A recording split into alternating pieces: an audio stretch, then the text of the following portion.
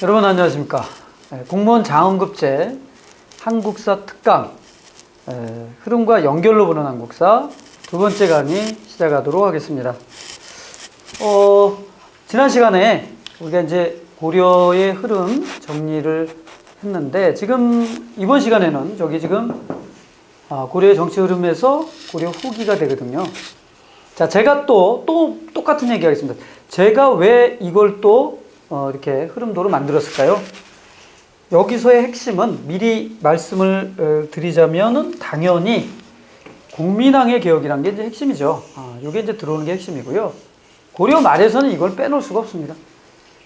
모든 시험에서 거의 나온다 해도 과언이 아닌데, 자, 근데 이제 가장 중요한 게 공민왕의 개혁이고, 그게 이제 많이 이제 물어보는 주제이기도 합니다만은, 그 전후의 사정을 좀 여러분이 좀 살펴볼 필요가 있거든요. 몽골과의 전쟁, 아까도 얘기했습니다만은, 한 30년 걸렸고, 그러면서 개경환도로 되면서 사실상은 이제 몽골의 지배가 되는 거죠. 몽골 지배를 우리가 받아들일 수밖에 없었던 것입니다. 그러면 이때 보통 국왕도 이제 뭐로 바뀌어요? 충자가 들어가는 국왕들로 바뀌잖아요. 그래서 이제 우리가 무슨 왕, 이렇게 되는데, 그래서 충렬왕부터 시작하잖아요. 충선왕, 그 다음에 충수강, 충의왕, 충모 이런 식으로 가는데, 요게 좀 어렵다는 거죠. 이 시기를 의외로 여러분들이 요 시기를 그러니까 국민왕으로 팍 껴버리고 여기를 잠깐 건너뛰는 경향이 많아요. 그러니까 앞에는 문벌귀족 해가지고 문종 그다음에 예종, 숙종 이래가지고 많이 하시는데 이때 와가지고는 이 충자 들어가는 국왕들을 상당히 좀 이렇게 소홀히 하는 경향이 있죠. 그리고 그냥 단순하게 몽골에 그냥 지배를 받았다 이런 식인데 최근 들어서는 그렇지는 않습니다. 특히 이제 어려워지면서 이 충자 들어가는 국왕 중에 개혁을 시도한 국왕들이 있어요. 일단 충선왕이라는 왕은 예를 들어서 충선왕은 즉위하자마자 개혁을 우리가 충선왕의 개혁 많이 얘기하잖아요. 사리먼이라고 하는 그래가지고 충선왕의 개혁 이렇게 얘기하는데 물론 그거 실패합니다. 그러니까 공민왕의 개혁만 개혁이 아니고 그 이전에 개혁 시도들이 많았다. 근데 그 충자 들어가는 국왕들에 그런 게 많다. 사리먼 그 다음에 찰리변이도가 여러 가지가 있는데 그거를 꼭 잊지 말고 정리를 하셔야 된다는 거예요, 여러분. 근데 많은 학생들이 공민왕은 다 하는데 이걸 잘 안 해. 그래서 여러분들이 공민왕의 개혁이라고 하는 것이 그냥 어느 순간 팍 나온 게 아니고 역사적으로도 많은 국왕들이 개혁을 하려고 했다는 거예요. 비록 충자 들어가는 국왕들이고 몽골의 피를 받고 있지만 이들은 고려의 개혁에 나름 관심이 있었습니다. 그래서 그걸 좀 정리하는 게 필요하고요.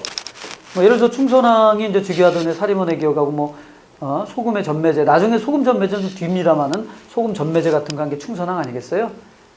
그리고 충선왕의 왕대사도 매우 중요하잖아요. 좀 이따 보겠습니다만은. 자, 그 다음에 이제 우리나라가 이제 성리학이 수용된다는 건데, 이 성리학 수용과 관련해서는 그냥 그 자체만을 여러분 기억하는 게 아니고, 우리나라 유학의 흐름, 이걸 같이 이제 여기서는 생각을 하셔야 돼요.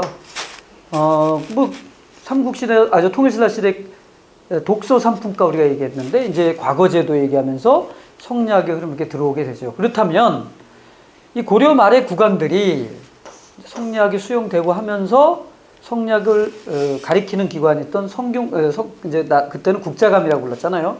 국자감에 있어서의 그런 관학, 국가에서 하는 학문인 관학을 강화하고자 하는 역할을 해요. 물론 충자 들어가는 국왕부터 있었습니다. 그래서 또 하나가 관학진흥책이에요. 그래서 제가 이 흐름도에다가 그걸 넣어놓지 않았습니다. 워낙 세부적인 내용들이잖아요. 예를 들어서 이 관학진흥책과 관련해서는 예를 들어서 예종 때부터 시작을 하잖아요. 인종 때부터 인종부터도 있습니다.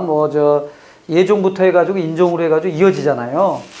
뭐 인종 때 경사육학 같은 얘기, 그 다음에 이제 충렬왕 때는 이제 성균관이라고 이름을 바꾼 얘기, 그 다음에 이제 공민왕 때 와가지고는 이제 기술학부를 없애는 얘기, 뭐 이런 것들이 이제 되는데, 그러니까 개혁 시도와 관악지능책, 관악이라고 하는 게 국립교육기관입니다.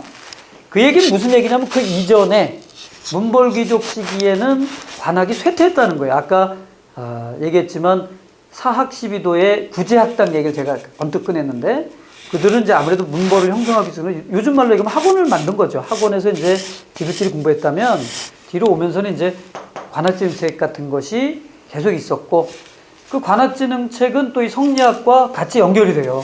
그래서 공민왕 시기에 와서 꽃을 피게 되는 거죠. 자, 그래서 그 이전 시기에 여러분이 정리해야 될 것도 좀 제가 지금 언급을 했습니다. 이런 상태에서 이러한 국왕들의 노력이 크게 빛을 발하지 못하는 상황, 그런 상황에서 아주 특이한 국왕이 등장했습니다. 공민왕입니다. 1351년에 즉위를 해서요, 1374년까지 한 23년 고려 말에 중심 역할을 했어요. 이분이 돌아가실 때 60이 안 됐기 때문에, 50대였기 때문에 40대 후반, 그러니까 굳이 50대 초반, 그러니까 요즘 말로 얘기해서 조금 더 오래 사셨더라면 아마 조선왕조는 없을 수도 있어요. 그럴 정도의 위상을 갖고 있습니다. 자, 그러면 그 공민왕 개혁이 들어오게 되는 과정이 바로 여기죠. 고려 말에 집권 세력인 권문세족, 친원 세력이고요. 많이 얘기하죠. 도평의사사라고 하는 최고 기구. 그럼 도평의사사를 기억하려면 고려 이전에 문벌귀족 시기에 만들어진 도병마사라고 하는 고려의 중앙통치 조직을 알아야 되는 거잖아요. 그게 이런 식으로 변한다는 거잖아요. 그쵸? 그렇게 흐름을 가야 되고, 그 다음에 이 권문세력도 대규모 농장을 확대했다. 그러면 이 농장 확대하면 또 경제를 생각하셔야 되는데, 우리가 한국사에서 토지제도, 그 다음에 세금제도 같은 것을 본격적으로 물어보는 게 고려입니다. 사실 뭐 신라나 이런 쪽에서는 뭐 노급이 지급됐다는 내용, 반려존이 지급됐다는, 뭐 이런 단편적인 내용인데, 고려시대 와가지고 전식과라는 게 시행이 되잖아요. 그러면 농장 확대는 사실상 전식과가 붕괴되었다는 것을 의미하는 거지. 그렇죠? 그 전식과 붕괴와 같이 연결을 시켜야 되고. 그 다음에 이제 친불교적이었다 이렇게 얘기를 하는데, 뭐 사실 뭐 신진사대부는 뭐 전혀 불교에 관심, 배불만 하고 관심이 없었다 이렇게 볼 수는 없지만, 어쨌든 크게 이렇게 나눌 수가 있다. 자, 이때 성리학을 받아들인 지방의 향리들, 이들을 신진사대부라고 역사에서 지칭하죠. 그들 스스로가 사대부라고 부르진 않아요. 나중에 이제 그렇게 얘기 쓰는데, 조선 와서 우리가 이름을 붙이는데요. 이들은 친명적인 입장이죠. 여긴 친원적이었다면, 그리고 권문세족에 있어서는 좀 반대적 입장을 갖고 있던 사람들, 과거를 통한 능문능리고, 과거입니다. 능력 위주의 사람들이고, 지방의 중소지주예요. 그렇기 때문에 전식과가 붕괴되는 이런 상황에 대해서 상당히 불만이 높았던 사람이라는 걸 알 수 있고요. 성리학적 왕도 정치를 추구했다. 그런데 그런 권문세족과 신진사대부의 대립에 있어서 결정적 역할을 했던 분이 바로 이 공민왕이라는 거죠. 왜? 후원했다고 그랬잖아요. 후원. 자신의 개혁 정책을 끌어들이기 위해서 후원을 했다. 누구를? 신진사대부. 이렇게 정리하면 돼요. 그래서 이때 과거를 통해서 나온 신진사대부의 수가 한 30여 명 이상 됩니다. 그러니까 여러분 잘 알고 있는 뭐 이색이라든가 정몽주라든가 정도전 같은 사람이 공민왕의 개혁 정치에 힘입어서 전부 등장할 수 있었거든요. 그들 확인되는 이름만 30여 명 되거든요. 그리고 성균관에 있어서의 기술학부를 없애고, 본격적으로 말이죠. 그런 공민왕은 이들을 바탕으로 해서 이제 반원 자주 정책을 쓰게 됩니다. 그래서 바로 이 권문세족, 친원 세력을 제거하고요. 그 다음에 왕권 강화하기 위해서 권문세족을 억압하는, 같이 맞물려 있는 거잖아요. 자, 근데 여기서 하나 아셔야 될 게, 우리가 이제 신돈이라는 사람 많이 나가잖아요. 신돈, 전민변정도감 얘기하고, 여기 말한 권문세족을 억압하게 하는. 근데 이제 그 시기가 언제냐? 보통 잠깐만요, 여러분, 잠깐만요. 그 시기가 언제냐? 그 시기가 언제냐? 이게 중요하죠. 그러니까 이 전민변전도감을 기준으로 해서요. 보통 국민왕의 전기와 그 다음에 이 전민변전도감으로 해는 후기로 나눕니다. 그래서 그냥 단순하게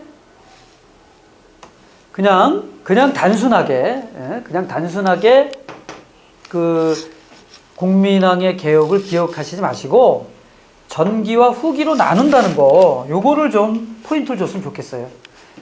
그러니까 무슨 얘기냐면 국민왕의 개혁 정책을 순서로 좀 정리해라. 순서로. 왜? 국민왕의 치세가 꽤 긴단 말이에요. 한 20년 넘기 때문에 그냥 아무 때나 전민변전도감만 생각하는데 그건 아니에요. 노국공주라고 해서 자기 부인을 잃고 난 다음에 이제 전민변전도감으로 가거든요. 그러니까 그 시기를 좀 나누어서 여러분이 기억할 필요가 있습니다. 특히 국민왕은 왕대사에서 매우 중요하다. 잊지 마시기 바랍니다. 그 다음에 또 이 국난 극복사와 관련해서 고려 말에는 또 큰 변화가 하나 있었죠. 거기 보는 것처럼 홍건적 외구의 침입이 있었고, 특히 이제 국민왕 때입니다. 그리고 이제 그걸 진압하는 과정에서 신흥 무인 세력이 등장한다.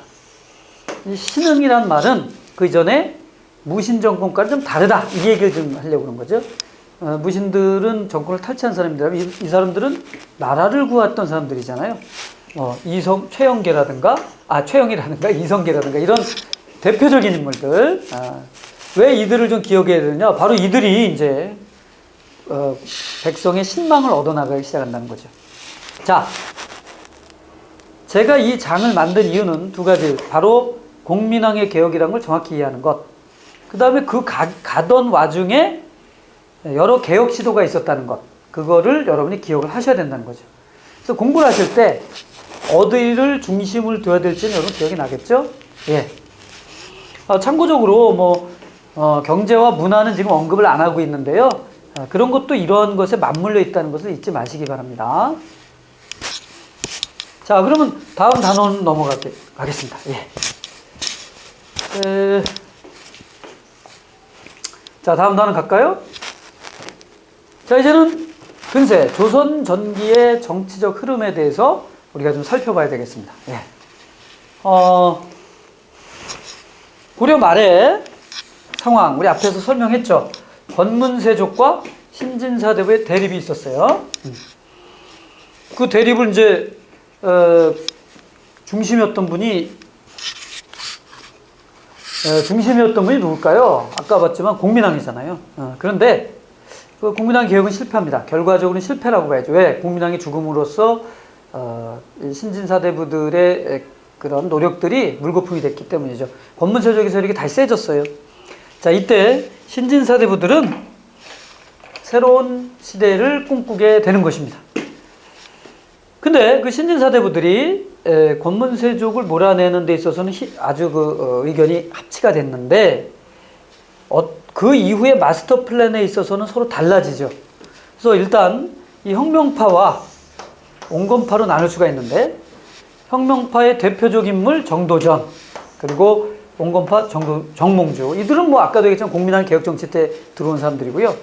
자, 근데 그 혁명파는 신흥 무인 세력인 이성계와 손을 잡게 되는 것이죠. 그래서 이들이 위화도 회군을 한 게 이제 1388년입니다. 그 얘기는 무슨 얘기냐면 권문세족의 정치력을 빼앗았다는 거죠. 거기까지는 온건파도 상당히 동의를 했는데 그 이후의 상황이 달라지는 거죠. 자, 이 혁명파는 새 왕조를 열자는 거죠. 반면에 온건파는 고려 유지입니다. 그런 차이가 생겨서 결국 위화도 회군 이후에 나뉘어지게 되는 거죠. 자, 경제력을 뺏어야 될 거 아니에요. 그게 과전법이란 거죠. 아까 우리 이 고려 말에 뭐가 있었어요? 전시과 있었다고 했잖아요. 전시과가 붕괴 있어요.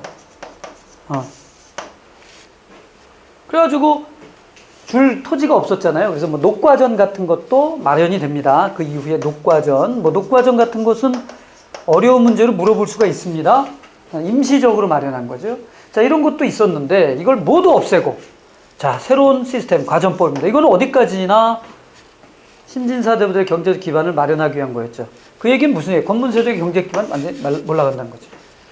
자, 이렇게 됐기 때문에 이들이 그걸 바탕으로 조선을 건국하게 된 것입니다. 네. 그런데 이들 두 세력을 우리는 이제 보통 정치 흐름에서 조선을 건국한 세력들을 훈구 세력이다. 왜? 조선 전기에 많은 공훈을 세우죠. 공신들이에요. 나라 세웠죠. 세조가 이제 왕위 찬탈하는데 또 공신들이 등장하죠. 이들을 훈구다 이렇게 얘기를 하고, 그 다음에 이제 고를 유지하고자 노력했던 이 낙향 세력들, 낙향을 하죠. 이들을 사림이라고 얘기를 합니다. 그래서 조선 전기를 이끌어가는 정치 세력의 흐름 두 개를 기억하시는 게 핵심이고, 그 이제 건국가서 조금 있으면 1500년, 1400년 되니까 15세기죠. 그러니까 15세기의 주역들인 훈구파. 그 다음에 살인파는 이제 16세기 이후에 등장하죠. 그래서 16세기의 살인파. 이렇게 정리를 하시는 게 핵심이 되겠습니다. 자, 일단 그 흐름들을 좀 정리했고요. 그렇다면 제가 여기서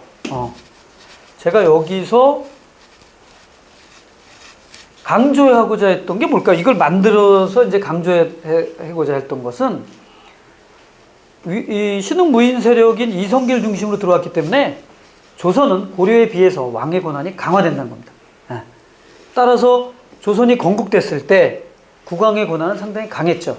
그리고 어느 시대든, 그러니까 이번에는 고려는 왕권 강화가 되는 과정이라면 조선은 건국되자마자 중요한 게 뭐예요? 강화된 왕권이죠. 강화된 왕권을 묻는 문제가 나올 것입니다. 고려는 왕권 강화의 과정이라면 거꾸로예요. 여기서는 왕권이 강화됐는데 그 강화된 내용이 도대체 뭐냐? 예를 들어서 뭐 초기 국왕들 누가 있을까요? 태종, 세종, 세조, 성종으로 이어지잖아요. 물론 그 중간에 왕들이 있습니다만은 기본적으로. 그러면 이 국왕들의 왕대사는 매우 중요한데 포인트는 어디로 맞춰줘야 돼요? 강화된 왕권이죠. 예를 들면 태종 같은 경우 호포법, 사병학파 이렇게 나오잖아요. 그런 걸 많이 물어봐요. 그런 거를. 뭐 짜잘한 것도 물어볼 수 있겠습니다만은 일단 그게 핵심이고, 그 다음에 이제 여러분 영원한 우리의 성군 킹세종 있잖아요. 몰라요. 저는 제 교재에 쓸 때 보면 세종대왕 얘기하는 게 거의 한 2페이지 정도 들어가는 것 같은데 제가 모든 것을 집어넣었는데, 요새는 세종에 대해서 물어보는 것이 어려운 문제일 수도 있어요. 고난도 문제 같은 경우는 상당히 어려운 것도 물어봅니다. 뭐 이런 거 있죠. 태종 때 개미자, 세종 때 갑인자, 뭐 이런 것도 나온단 말이에요. 그러니까 여러분들이 이 시기의 왕대사는 매우 중요하다. 정리하셔야 되겠습니다. 그 다음에 강화된 왕권은 무엇에 의해서? 제도에 의해서도 나오죠. 중요한 건 또 제도사죠. 그리고 이때 만들어진 그 조선의 제도 시스템이라고 하는 것이 오늘날과도 많이 이제 호환이 되잖아요. 예를 들어서 뭐 태종이 승정원을 만들었는데 독립시켰습니다. 승정원. 근데 승정원이 지금의 청와대 비서실 아니겠어요? 청와대 비서실 이렇게 연결되는 거. 그리고 이 강화된 왕권과 이제 이 제도사적인 입장에서 뭐 관직의 설치라든가 과거제도라든가 이런 것들을 많이 묻습니다. 근데 이런 거는 여러분에게 상당히 어렵죠. 세부적인 내용을 해야 되기 때문에. 그래서 주의를 좀 하셔야 되고요. 그 다음에 그 제도사는 이제 뭐 중앙통치와 지방행정이 다 들어가는 거고요. 그 다음에 이제 법률, 뭐 성종 때 경국대전이 완성되는 같은 그거 편찬과 관련해서 같이 기억을 하셔야 되는데, 그래서 초기에 이 훈구파와 관련된 정리는 매우 중요하다. 이렇게 말씀드릴 수 있습니다. 거기 보면 우리가 이제 이 훈구파는 민족문화 발전을 추구했다 이렇게 얘기하는데, 그 민족문화 발전은 세종대왕을 얘기하는 것이죠. 거기 여기 밑에 세종과 연결을 하는 거고, 한글 창제라고 하는 것, 그리고 문화적으로도 과학기술을 중시했다는 겁니다. 그래서 조선 전기에는요, 세종대왕을 빼놓고서는 넘어갈 수가 없어요. 그러니까 여러분이 꼭 좀 정확히 기억을 좀 해주시면 좋겠습니다. 그 다음에 우리가 정리해야 될 게 바로 사림이죠. 이들은 16세기 이후에 이제 등장하는데, 보통 그 16세기 이후에 살인과 관련해서는 성종이라는 임금이 중요하고, 성종 때 김종직이라는 사람이 등장하면서 들어오지 않습니까? 이들은 중앙정계로 등장을 할 때 과거 성적이 좀 좋았죠. 공부를 좀 많이 한 사람들이니까. 그리고 성리학을 내세웠던 사람들이니까. 그러다 보니까 이들이 과거 성적이 좋은 사람들이 가는 조선의 제도사적 시스템 중에 대표적인 게 뭐예요? 3사 아니겠어요? 3사? 사원부, 사관원, 홍문관. 여기를 장악하죠. 이게 언론기관 아니에요. 그러니까 당연히 훈구파를 비판했는데 여기서 여러분이 기억할 게 바로 이 언론기관, 조선의 3사의 언론기관을 또 정리를 잘해야 된다는 거예요. 사헌부, 사관원, 홍문관. 뭐 그 중에 핵심은 홍문관입니다만은. 왜 이걸 잘해야 돼요? 이거 자주 물어보죠. 왜냐면 왕권을 견제하는 기관이에요. 훈구파를 비판한다는 것은 왕권도 견제하는 것과 같은 거니까 이것은 많이 나오게 됐습니다.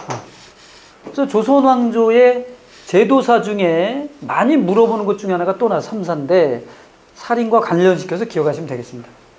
근데 이들이 이제 충돌할 수밖에 없었죠. 그걸 우리는 사화라고 하죠. 예. 그러면 사화는 보통 한 60여 년 정도, 한 60년 정도 이제 지속이 됩니다. 그 중에 이제 기묘사화 많이 얘기하잖아요. 조광조라고 하는 아주 상당히 이상적인 정치가가 출연해서 성리학적인 도학 정치를 하려고 했죠. 그럼 그때 임금은 누구예요? 중종이죠. 그럼 중종과 관련된 왕대사와 조광조의 도학 정치 묶어서 문제 많이 나오죠. 정리하셔야 되겠습니다.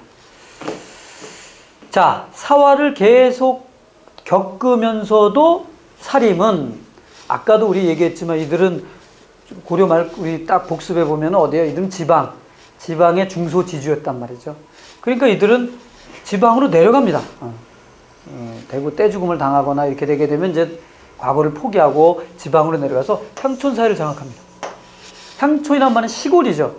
그래서 보통 우리나라 집권 세력 중에 이제 시골을 바탕으로 한 어떻게 보면 최초의 세력이라고 관이 아닌데 이들은 서원을 장악하고 만들고 말이에요. 향약을 만들고 하면서 향촌을 장악해 갑니다. 그러면서 계속적으로 기회가 될 때마다 중앙정계 나와서 결국 중앙정계를 완전히 장악한 게 1575년 정도죠. 네. 그 얘기는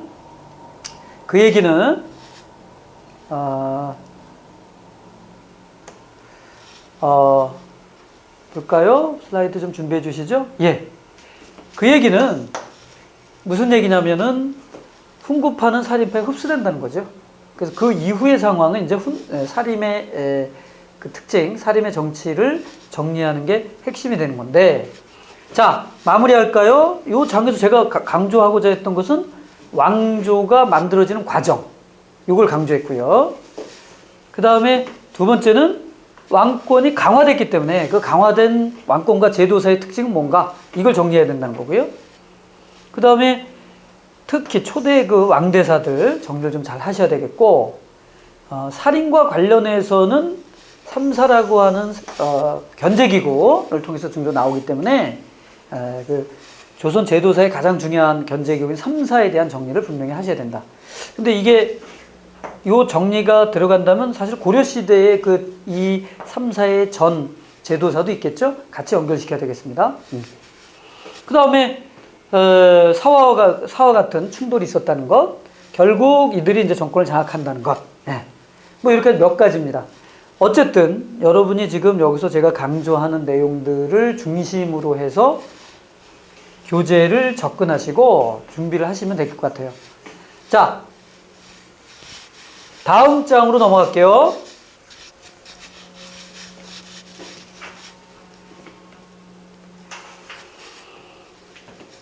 자, 주제를 뭐로 정했어요, 제가?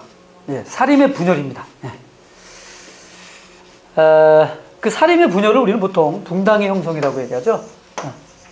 그런데요, 이게 사실 그래요. 붕당을 물어보는 문제가 요즘 와서는 그게 뭐 많이 나오진 않아요. 그런데 이 붕당을과 관련된 거는 무지하게 어렵습니다. 여러분이 좀 복잡하잖아요. 이건 뭐 분파까지도 해야 되는 거니까 좀 쉽지 않은 문제. 그래서 사실 이거는 일반적이진 않아요. 그냥 넘어가면 되는데 여러분 중에 좀 어려운 문제를 좀 해결하시는 분들은 여기에 대한 정확한 이해가 좀 있어야 돼요. 그러니까 초기에 공부하실 때 너무 어렵다 싶으면 그냥 대략 요 흐름만 보고 그냥 넘어가시고요. 나중에 이제 심화 과정 가셔서 그런 문제들이 눈에 자꾸 보여. 그러면 이제 그때 가서 따로 정리하시는 게 필요할 것 같아요. 근데 일단 저는 여기다 넣어놨습니다. 살인의 분열을 우리는 붕당의 흉성이라고 한다. 즉 살인파 자체가 이제 흥부와 싸웠는데 이제 자기 스스로 싸우게 된다는 거죠. 네. 일단 크게 나누면 동인과 서인으로 나뉘어지게 됩니다. 자, 동인은 크게 이제 또 남인과 북인으로 나뉘어지는데 이렇게 나뉘어지게 되는 계기는 정열입 사건이란 것이죠. 그 내용을 뭐 자세히 몰라도 좋습니다. 그래서 핵심은 뭐냐면 그 정열입이란 사람의 사건이 일어나면서 고립하여서 북인과 남인으로 나눠집니다. 자, 일단 항맥을 볼까요? 대단히 중요한데 이황 그리고 조식 그리고 율곡이 이렇게 이제 우리가 항맥을 나눌 수가 있거든요. 분명한 거는 요게 시기를 좀 하나 알아두는 게 필요해요. 많은 학생들이 시기를 잘 모르는데 1501년에 이분들이 태어나거든요. 조식과 이황은 1501년, 그러니까 16세기 사람이에요. 아주 16세기 시작하는 분들이고, 예. 자, 특히 이 세 학파와 관련해서는 문제를 많이 물어봐요. 사료를 주고 어디에 속하냐, 동인에 속하냐, 서인에 속하냐 이런 걸 물어본단 말이죠. 참고로 하나만 좀 얘기해주면 이황 선생 같은 경우는 사실 뭐 남인 어쩌고 하지만 1501년생이기 때문에 이분은 사화를 겪던 사람이에요.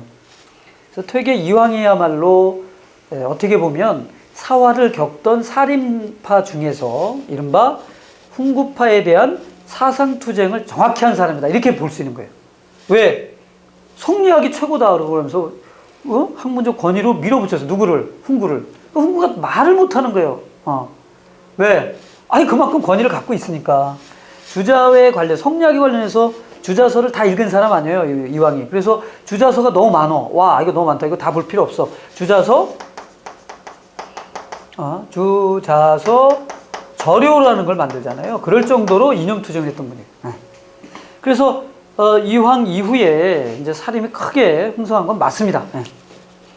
자, 그런데 이들이 이렇게 나뉘어져 있는 상황에서 이 서인과도 또 갈등하게 되는 거죠. 물론 율곡 이인은 서인, 여기서 말한 조식, 이황, 이인은 그 붕당과 관계가 없는 사람들이에요. 사실은 그의 제자들이 이런 걸 형성하게 되는데 율곡 이인은 또 어떤 분일까요? 이황의 제자죠.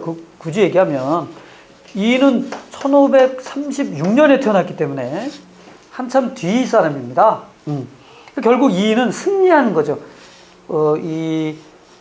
붕당이 형성되던 시기에 사림이 승리했던 사람이기 때문에 당연히 이인은 개혁을 주장하기 시작합니다. 그래서 우리 율곡 이의 10만 양명설 얘기하잖아요. 이론투쟁에서 이겼어요. 자, 그러면 자기네들이 어떤 마스터 플랜으로 사회를 만들어 나가야 돼? 그게 이제 율곡 이의 개혁론이에요. 경장론이라고도 하죠. 개혁론입니다. 그런데 결론 잘 안 되죠. 아무리 뛰어난 사람들이 있어도 개혁이 잘 안 됩니다. 최근 들어서 그런 책도 나왔잖아요. 이렇게 현명한 사람들이 최악의 선택을 했는가? 이정철이라고 뭐 국민대 교수가 쓴 책인데 아주 재밌게 봤습니다만 요 시기를 다루고 있어요. 자, 어쨌든 그래서 율곡 이인은 개혁론 이렇게 되는 거죠. 그러나 그 개혁은 실패한다. 그리고 결국 이렇게 나뉘어지는 것은 누구다? 그의 제자들이다. 이렇게 정리하시면 되겠습니다. 그래서 흐름도가 되게 중요해요. 임진왜란이 일어났을 때 조식의 제자들이 의병장이 많았어요. 그래서 의병장이 많았고 또 그 조식의 제자들이 광해군의 스승이었기 때문에 임진왜란 이후에 광해군이 들어왔을 때 북인이 집권한다는 겁니다. 대표적인 인물 뭐 정인홍 같은 사람이 되겠죠. 정인홍. 그리고 그 광해군은 뭐 여러 이 왕대사 매우 중요하잖아요. 광해군의 이 왕대사는 많은 걸 물어봐요. 임진왜란을 복구한 사람이니까 많이 물어보고 또 당시에 있었던 그 대외관계 여진의 흥성과 아주 밀접한 관계를 맺는 분이기 때문에 자, 그래서 중리외교라고 하는 거 많이 물어보잖아요. 그래서 이 광해군의 중리외교는 모르는 사람이 없는데 좀 구체적인 왕대사도 좀 정리하는 게 핵심이 되겠습니다. 그래서 이렇게 북인 이렇게 집권했고요. 이 중리외교의 결정적인 저항이 바로 이 서인들에 의한 반발이죠. 그게 인조반정으로 나타나게 돼요. 그래서 서인이 집권하게 되는 거죠. 이때 남인은 이 인조반정에 참여를 함으로써 남인도 정권에서 몰락하지 않고 붙어 있게 되는 상황입니다. 물론 주도는 서인이 합니다. 이렇게 되면 어떻게 될까요? 북인은 인조반정으로 몰락을 하는 거죠. 네, 이런 선생이 되는 거죠. 자, 그런데요, 이때의 왕대사는 어떻게 되는지, 광해군 이후에 이제 인조 그리고 효종 뭐 이런 식으로 이어지죠. 그러니까 뭐 인조라든가 효종, 현종으로 이어지는 이 시기 잘 모르죠, 여러분들. 뭐 잘 솔직한 얘기로 뭐 크게 왕대사로 뭐 물어보거나 뭐 그런 거 뭐 굳이 따지면 뭐 효종 때 뭐 저 하멜이 표류였다든가 뭐 그런 거 그 정도인데 크게 별로 없는데, 자, 그때 많이 얘기되는 것이 이 북벌론과 예송 논쟁이죠. 서인과 남인이 대립하는 걸 예송이라고 한다는 겁니다. 그 시기는 언제예요? 17세기가 되겠죠. 1600년대 예송.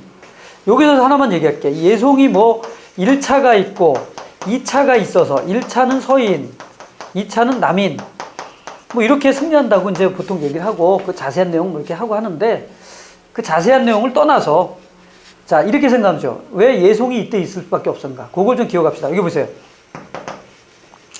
예송이라고 하는 것이 굳이 서로 싸우기 위한 노력은 아니었고요. 임진왜란과 그 다음에 병자호란이라고 하는 이 인조 반정으로 인하니까 당연히 병자호란으로 서인이 집권하는 건데, 두 전란, 이 두 전란은 조선사를 크게 이제 양분하는 시기가 되는 거거든요. 그리고 사회적으로도 상당히 혼란이 야기되는, 그때 이 우리나라 집권층, 남이 됐든 서인이 됐든 무슨 생각을 하냐면, 예송, 즉 예법, 성리학적 예법을 바로 잡는 것이 나라를 이렇게 되세우는 거다, 이런 생각을 해요. 그러니까 그들에게는 대단히 심각한 일이죠, 이게. 그래서 그걸 놓고 싸우는 거예요, 여러분. 그러니까 이 예송이 뭐 내용을 뭐 아는 것도 좋지만, 이래서 예송이 있었구나, 이렇게 하면 되죠. 그리고 또 예송이니까 어쨌든 예법을 놓고 싸우다 보니까 서로 죽일 것까진 가지 않아. 죽이진 않죠. 뭐 예절 틀렸다고 내 예절이 맞냐, 네 예절이 맞냐 그러는데 어쨌든 그 예절의 본질은 뭐예요? 좋은 거 하자는 거 아니에요? 그런데 제가 틀렸어. 그렇다고 그냥 죽일 수는 없잖아요. 그러니까 그거는 아니라는 거지. 자, 그런데 어떻게 되죠? 예송이 이제 환국 정치로 간다는 거죠. 이런 식으로 가는 거예요. 환국 정치로 가는 거예요. 어느 한 당파가, 그리고 환국 정치는 숙종이라는 임금 아니겠어요? 어느 한 당파를 완전히 몰아내는 걸 환국이라고 그래요. 자, 여기서 여러분 하나 좀 기억합시다. 환국 정치로 해서 이제 결국 서인이 집권하게 되는 거거든요. 환국 정치로 해서 서인이 집권하고, 그 서인은 또 노론과 소론으로 이제 이렇게 나눠지는데, 그 중에서 노론이 일당 전제하러 가죠. 그러면 이 환국 정치로 인해서 이런 식으로 갔다는 건데, 자, 환국과 관련해서는 어느 한 당파가 또 다른 당파를 완전히 장악하는 거 아니에요. 근데 쫓겨난 사람 어떻게 돼요? 죽습니다. 뭐 이때부터 많이 죽는 거죠. 이 중에 여러분 중에 뭐 안동김 씨 계신지 모르겠지만, 안동김 씨 4대가 죽었어요. 2명이 영의정이 나왔지만 직손들이 4대가 죽습니다. 뭐 김수함, 김창직, 김재겸 뭐 전부 죽는 거예요, 사역받고. 자, 이와 같이 강한 이런 그 서로 죽이는 이런 일이 일어난 걸 좀 환국 이후죠. 일당 전제하게 되면서 이 환국 이후부터는 정파끼리의 싸움에 있어서 서로를 죽인다. 그러면 우리가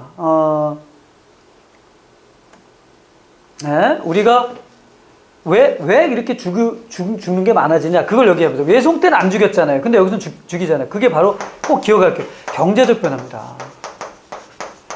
이걸 기억하셔야 돼요, 여러분. 쉽게 얘기할까요?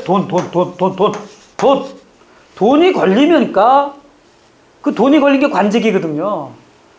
이전에는 그래도 예법이라도 있었는데 이제 그게 없어지는 거예요. 경제사회 변화. 우리 다음번에 보겠지만 조선 후기에는 크게 경제가 변하거든요. 그 경제 변화의 돈입니다. 따라서 정권을 장악하면은 돈도 벌 수 있는 거죠. 이렇게 되니까 싸움이 엄청 치열해지는 거예요. 제로섬이 되는 거예요. 그게 이제 서인의 일당 전제화가 되는 거죠. 자, 그러면 정리합시다. 자, 이 붕당 정치는 어렵다. 따라서 뭐 대략만 넘어가도 좋다. 자세히 공부하는 사람들은 제가 지금 말한 것처럼 흐름뿐 아니라 특징들을 정리하는 것이 핵심인데, 그 특징을 정리할 때 지금 말한, 뭐 한 번에 다시 또 반복할 수는 없으니까요. 지금 말한 것을 중심으로, 이는 개혁론을 얘기했으나 실패할 수밖에 없었고, 그 다음에 광해군의 중리배교, 그리고 그 다음에 서인과 남인의 투쟁에 있어서의 예송, 그리고 그 이후에 환국, 이 특징들을 이렇게 배경을 좀 잡으시기 바랍니다. 아마 아무것도 모르는 상황보다는 제 설명을 들은 분들은 훨씬 더 이해가 좀 될 거예요. 자, 여기까지 하겠습니다. 그리고 다음 단계 넘어가도록 할게요. 붕당이 좀 어렵죠? 예, 우리 조상, 그러니까 우리 이제 붕당 만들면 안 되겠어. 왜냐면 우리 후손들이 또 고생시킬 수 없잖아요. 그러니까 붕당을 좀 조금 만듭시다. 예? 예, 저도 이거 공부하느라 되게 고생했는데, 우리 후손들은 고생 좀 덜 시켜야죠. 자, 그 다음이에요. 조선 후기, 근대 태동기에 예. 자, 제가 이걸 또 왜 만들었을까요? 이것 때문에 만들었어. 변화의 시대다, 변화의 시대. 우리 역사에서 이렇게 변화가 심했던 적은 없었고, 처음으로 이런 현상이 나타난다.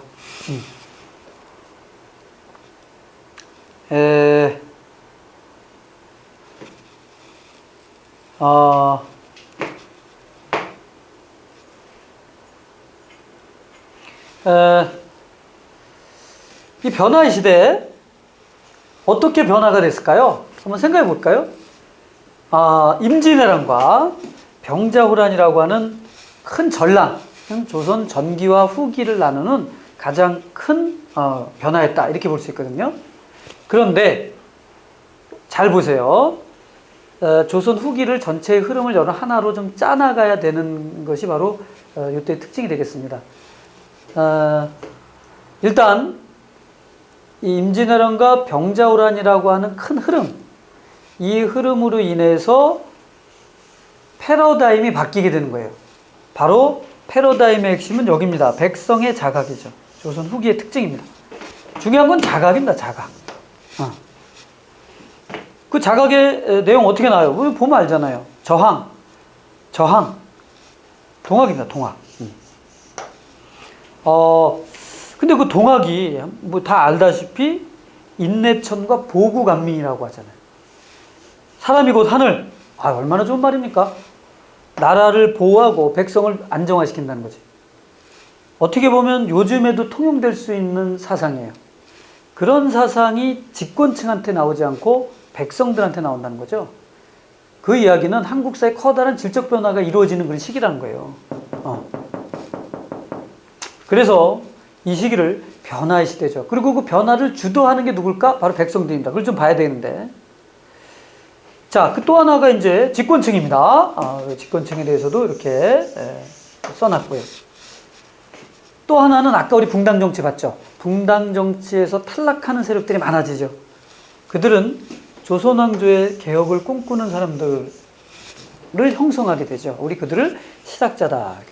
그래서 이 조선 후기를 이해하는 틀은, 기본적 틀은 세 개의 계층들의 생각, 그리고 그들의 특징을 정리하는 것이 핵심이 되는 거예요. 이 조선 후기는요, 문제가 두 문제 정도 나오죠. 뭐 경제도 나올 수 있고, 정치도 나올 수 있고 말이죠. 따라서 여러분은 이 근대 태동기, 이 변화의 시대를 이해하는 것이 매우 중요하다. 자, 그럼 한번 제가 이 표를 만든 이유는 바로 조선 후기는 한 번은, 그러니까 하나만 가지고 하는 게 아니라 전체의 흐름을 다 이해를 해야 된다는 거예요. 자, 그럼 여기서 플러스. 자, 이렇게 세 세력을 했고, 그러면 그 조선 후기 변화를 추동시킨 힘은 뭐냐? 경제 변화입니다. 여기 나와죠. 경제 변화죠. 예나 지금이나 경제는 중요하죠. 여러분, 뭐 요새 뭐 경제가 모든 이슈를 잡아먹고 있잖아요. 근데 우리 역사에서 그게 처음 나타난 시기가 바로 이때다. 경제 변화. 경제 변화의 핵심, 요거부터 잠깐 할까요? 농업 생산력의 증대. 생산력의 증대죠. 생산이 많아진다는 겁니다. 생산이 많아지니까 그렇다는 변화가 생기게 되는 거예요. 똑같으면 변화가 없습니다. 뭔가 불쑥 나타나는 바로 그거의 파가 의해서 이렇게 변화되는 거예요. 그 생산력 증대 뭐의 이항법이죠.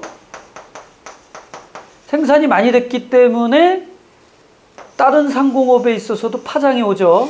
이렇게 되는 거예요. 자, 일단은 여기까지 정리를 하시고요. 자, 그렇다면 변화의 시대의 흐름의 세 계층들, 그 변화의 추론은 경제적 변화다. 그러면 잠깐 보세요. 집권층들. 근데 이 조선 후기에 이제 집권층들 세금 제도의 변화를 꾀했어요. 세금 제도의 변화 뭐 여러 가지가 있죠. 나중에 얘기했지만 뭐 경제적으로는 대동법 같은 거잖아요. 이 대동법은 뭐 최근 들어서 아주 강조가 되고 있습니다. 주의하셔야 돼요. 그리고 아주 세부적인 내용도 많이 물어보니까 정리잘. 특산물을 쌀로 받는 거잖아요. 핵심적으로 얘기하면. 근데 부가를 어디다 해? 토지에다 하잖아요.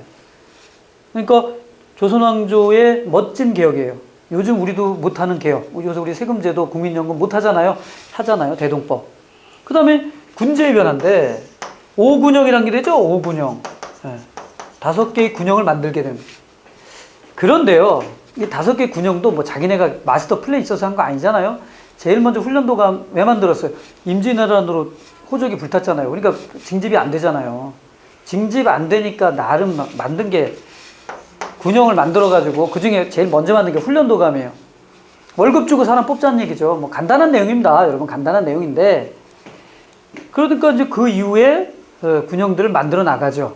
그래서 만들다 보니까 5개가 됩니다.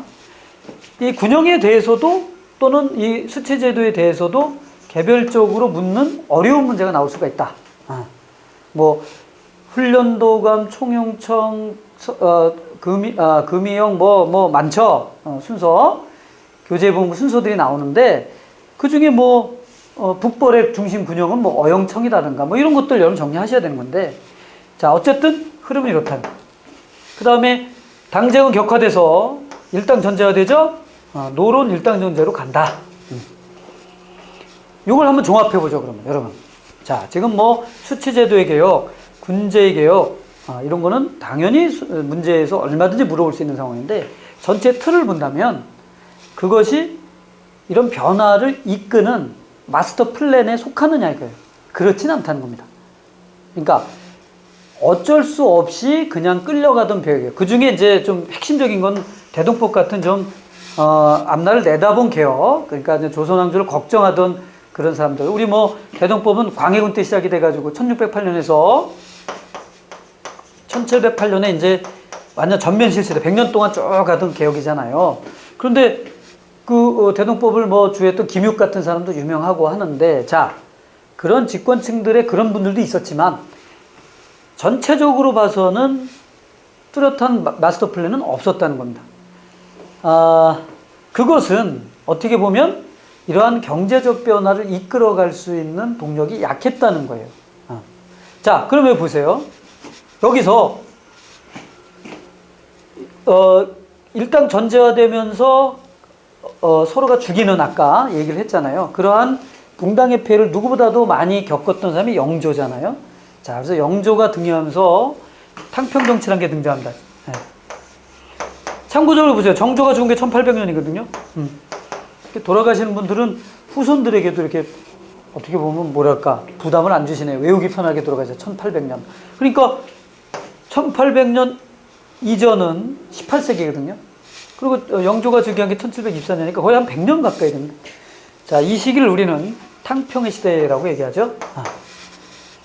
나름대로 이러한 혼란을 막아보려는 마지막 노력이었기 때문에 탕평 정치는 매우 강조해도 지나치지 않습니다. 매번 나오죠. 특히 영조와 정조의 왕대사는 이건 뭐 빼놓을 수 없는 여러분이 뭐 반드시 짚고 넘어가야 되는 내용입니다. 그래서 거의 모든 교재가 이 두 왕의 왕대사를 잘 정해주고 있거든요. 그러니까 영조와 정조의 왕대사 매우 주의를 하셔야 돼요. 아주 세부적인 거 둘을 섞어 놓을 수도 있어요, 여러분. 영조 거 정조 거 섞어 놓으면 또 헷갈리잖아요. 그러니까 영조 정조를 정리할 때는 아까 우리 공민왕 때처럼 시기 잘 보셔야 됩니다. 그리고 특히 이제 이 왕대사에서 많이 이제 주의해야 될 것이 편찬입니다. 편찬. 두 분 다 이 책을 좋아하셔서 편찬 많이 하시거든요. 근데 정조 때 편찬물 되게 많고요. 영조 때 편찬물 되게 많습니다. 예를 들어서 뭐 영조 때 속대전, 정조 때 대전, 회통 이렇게 되잖아요. 그러면 그게 섞어놨을 때 여러분이 그거 구분이 돼야 되거든요. 근데 그거 말고도 뭐 무지하게 많습니다. 그래서 고난도 문제 있죠, 여러분. 일행직 같은 경우에 이제 어려운 문제는 여기서 많이 나와요. 특히 이제 뭐 7급 준비하시는 분 이 중에 뭐 이거 보는 사람 있을지 모르겠습니다. 7급은 여기서 뭐 아주 단골이죠. 오케이. 그래서 결국 탕평정치까지 우리가 얘기를 하는데 여기에 있어서의 그 특징들, 출제의 특징들을 잘 좀 정리하시고요. 결국 다시 우리한테 말로 좀 돌아옵시다. 그러면 이러한 변화, 이러한 그 어려움을 해결하려고 노력을 했던 탕평정치의 위치, 시기 정리하셨죠. 그러면 이러한 탕평정치가 성공했더라면 얼마나 좋았겠어요. 그러나 성공하지 못했다는 거죠. 그것이 뭐예요? 여기 보여요. 19세기 세도 정치잖아요. 에? 에? 그것이 19세기 세도 정치잖아요. 예. 예, 슬라이드 보여줘요. 예. 세도 정치죠. 그러니까 탕평 정치가 제도화되지 못했기 때문에 이와 같은 세도 정치로 가죠. 정치 질서의 파탄.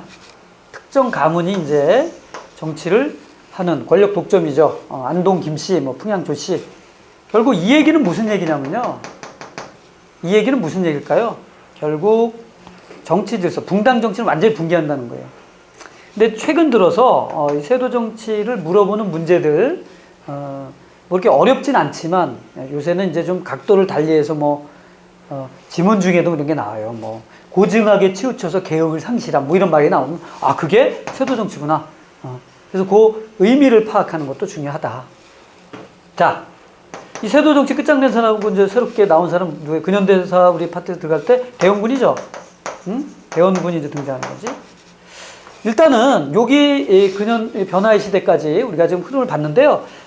정치적 흐름 얘기했고 시간이 좀 부족한 관계로 여기서 잠깐 중단하고 다음 시간에 이어서 마무리를 좀 하도록 하겠습니다.